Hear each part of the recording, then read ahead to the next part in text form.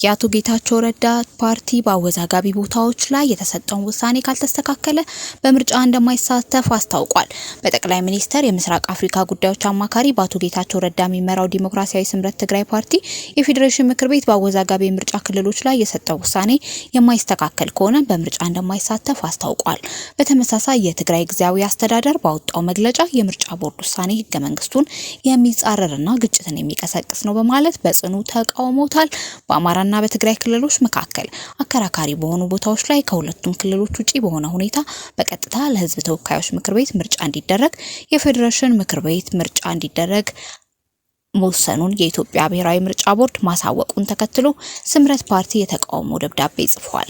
በቀድሞ የትግራይ ክልል ጊዜያዊ አስተዳደር ፕሬዝዳንት በአቶ ጌታቸው የሚመራው ስምረት ፓርቲ ተቃውሞውን ለፌዴሬሽን ምክር ቤትና ለብሔራዊ ምርጫ ቦርድ ባሳወቀበት ደብዳቤ ውሳኔውን ህገ መንግስታዊ ስርዓት አልበኝነት ሲል ተችቷል። ፓርቲው በአቶ ጌታቸው በተፈረመውና የፌዴሬሽን ምክር ቤት በምርጫ ክልሎች ላይ ያሳለፈውን ውሳኔ ዳግም እንዲታይ በጠየቀበት ደብዳቤ በአወዛጋቢ የምርጫ ክልሎች ላይ የተላለፈው ውሳኔ ህገ መንግስታዊ ስርዓትን የሚነድ የተቋማትን ነጻነት የሚደፈጥጥና በደፈናው ህገ መንግስታዊ ስርዓት አልበኝነት ነው ብሏል። አክሎ ይህ የፌዴሬሽን ምክር ቤት ውሳኔ ተቃውሞ በሌለው ህገ መንግስታዊ ውክልና ላይ የተመሰረተ ነው በማለት የፌዴራል ስርዓት በጠራራ ፀሐይ እየተገዘገዘ መሆኑን ያሳያልን ብሏል። የወሰን ክርክር በህጋዊ መንገድ መፍትሄ ሳያገኝ ምርጫ በፌዴራል መንግስት ይፈጸም ማለት የክልል አስተዳደርን በጉልበት የመንጠቅ ሙከራ ነው በማለት ቦርዱ ተጠሪነቱን ለተወካዮች ምክር ቤትም ሆኗል። የፌዴሬሽን ምክር ቤት በፖለቲካ ፍላጎት ተገፋፍቶ ስምረት ፓርቲ ይህ የፌዴሬሽን ምክር ቤት ውሳኔ ምርጫ ቦርድን የፖለቲካ መጠቀሚያ የሚያደርግ ከመሆኑ በላይ ምርጫውን ተአማኒነት አጠያቂ ያደርገዋል በማለት ስጋቱን ገልጿል። በተጨማሪ የፌዴሬሽን ምክር ቤት ውሳኔና የምርጫ ቦርዱ ድርጊት ስልጣንን አላግባብ መጠቀም ነው በማለት ውሳኔው በህግ ፊት ተቀባይነት የሌለውና ማይጸና ነው ብሏል። ፌዴሬሽን ምክር ቤትና ብሔራዊ ምርጫ ቦርድ በውሳኔው ላይ ማስተካከያ የማያደርጉ ከሆነ ዲሞክራሲያዊ ስምረት ትግራይ ፓርቲ በምርጫና በሌሎች መሰል ህገወጥ ድርጊቶች ላይ እንደማይሳተፍ በደብዳቤ ያሳውቋል። የትግራይ ጊዜያዊ አስተዳደር በበኩሉ ባወጣው መግለጫ በምርጫ ቦርድ የተጠቀሱት 5 ወረዳዎች በትግራይ ታሪካዊና መንግስታዊ ግዛቶች ናቸው በማለት ለድርድር የሚቀርቡ እንዳልሆኑ በመግለጽ ተቃውሞን አሰምቷል።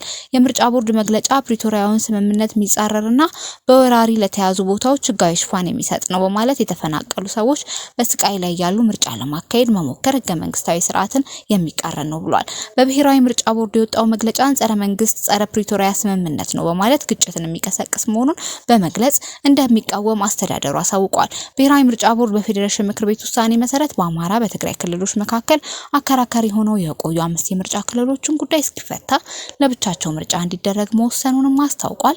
እነዚህ በትግራይና በአማራ ክልል የይገባኛል ጥያቄ የተነሳባቸውና ከሁለቱም ክልሎች ውጭ ሆነው በራሳቸው ምርጫ እንዲደረግባቸው የተወሰኑት የሁመራ፣ የአዲረመጽ፣ የኮረም አፍላ፣ የጠለምትና የራያ አላማጣ ምርጫ ክልሎች ናቸው። በእነዚህ 5 የምርጫ ክልሎች የሚገኙ መራጮች ድምጻቸውን የሚሰጡት ለህዝብ ተወካዮች ምክር ቤት እጩዎች ሲሆን የክልሉ ምክር ቤት ምርጫውን በአካባቢው ላይ የተነሳው የይገባኛል ውዝግብ በህገ መንግስት ውሳኔ ከተፈታ በኋላ እንደሚካሄድ የፌዴሬሽን ምክር ቤት ማሳወቁን ተከትሎ ነው ስምረት ፓርቲ የተቃውሞ ደብዳቤ የጻፈው። ይህ መረጃ የቢቢሲ ነው። ሁለቱ የ4 ኪሎ ሚኒስትሮች የቃላት ጦርነት ውስጥ ገቡ። ጌታቸው ረዳና በለጠ ሞላ የሚኒስትሮች ምክር ቤት አባል ሲሆኑ አገኘው ተሻገር የሚመሩት ቢሮ ወልቃይትና ራያን በተመለከተ በወሰነው ውሳኔ የቃላት ምልልስ እያደረጉ ነው። ሚኒስቴር ፌዴሬሽን ምክር ቤቱ ውሳኔውን ደግፈው ውሳኔው ፕሪቶሪያ ስምምነትን ያከበረ ነው ብለዋል። የአቶ ጌታቸው ረዳ ፓርቲ ከፕሪቶሪያ ስምምነት ያፈነገጠ በሚል ወርፈዋል። የፌዴሬሽን ምክር ቤት ደብዳቤን ተከትሎ ምርጫ ቦርድ ያሳለፈውን ውሳኔ ከፍተኛ ውዝግብም አስነስቷል። የተለያዩ የትግራይ ፓርቲ አመራሮች እንዲሁም ጊዜያዊ አስተዳደር ውሳኔ አደገኛ እንደሆነ አሳስበው ካልተቀለበሰ መዘዝ አለው ብለዋል። የቦርዱን ውሳኔ ከተቃወሙት አንዱ ጌታቸው ረዳ የስምረት ፓርቲ ፕሬዝዳንት ናቸው። የፓርቲያቸውን አቋም በማያያዝ በማህበራዊ ትስስር ገጻቸው ላይ ሀሳባቸውን ገልጸዋል።